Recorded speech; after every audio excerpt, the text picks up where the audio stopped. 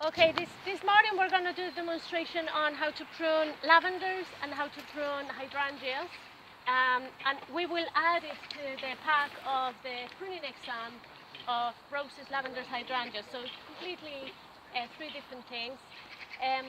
Lavenders are similar to roses in that people always are afraid of pruning them and they very lightly clip them. And that's the worst thing you can do to them, because then they will become leggy and they will show all the timber and they will become sort of woody rather than nice and green.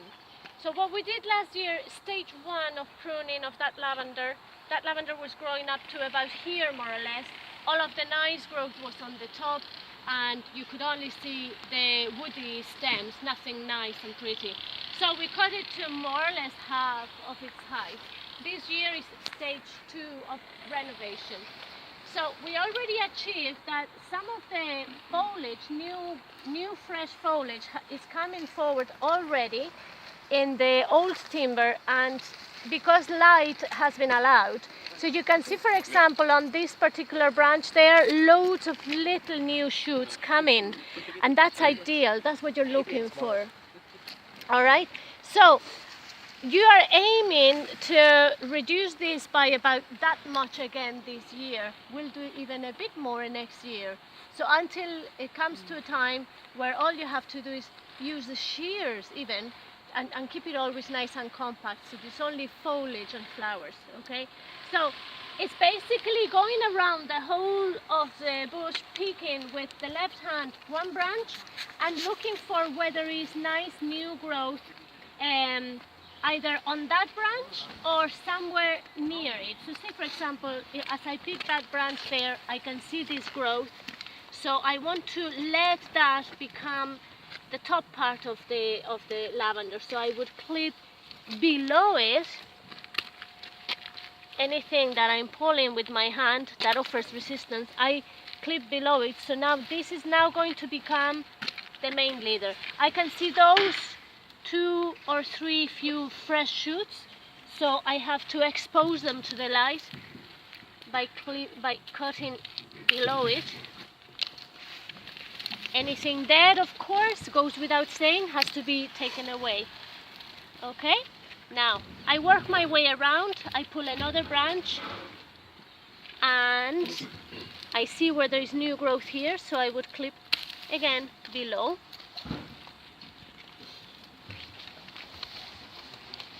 Now, I don't want to overdo it either, because it's only stage 2 of renovation, so I might leave every now and again. I might, instead of cutting all the way down, I might cut where I see there's potential new growth, either there, or even allow this particular stem to feed the rest of the plant. When I say feed, I'm talking about photosynthesis, basically, okay?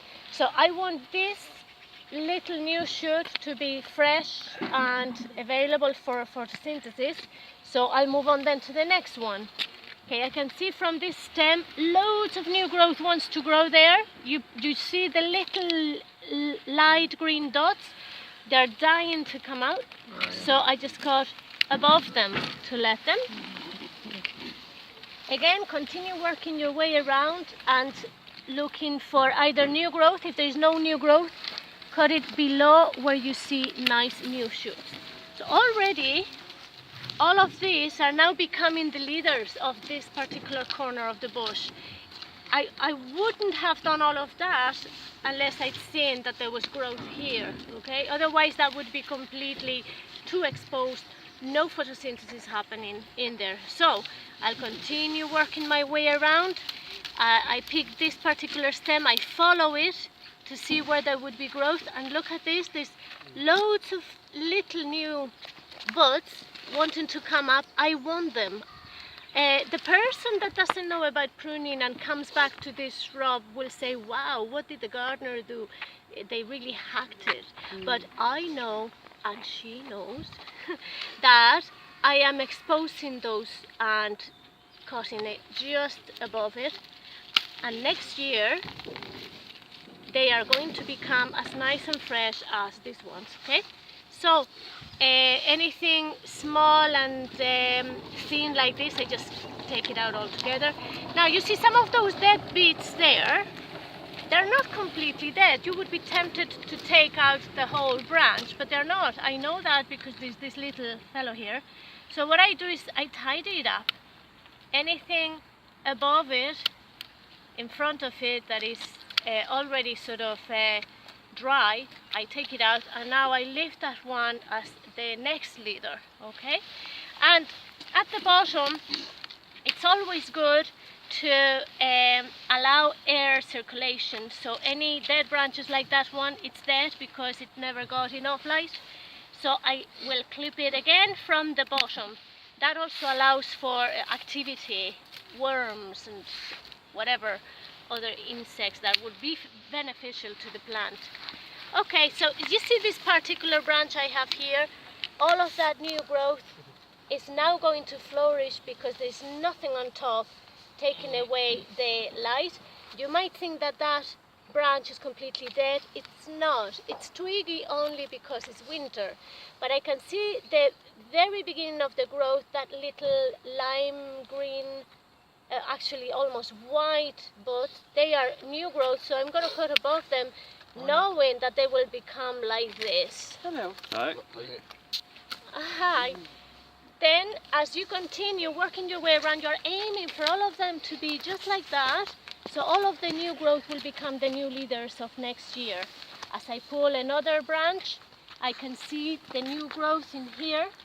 And that's what I want to flourish for next year. Anything twiggy or dead looking, I'll take it from around it.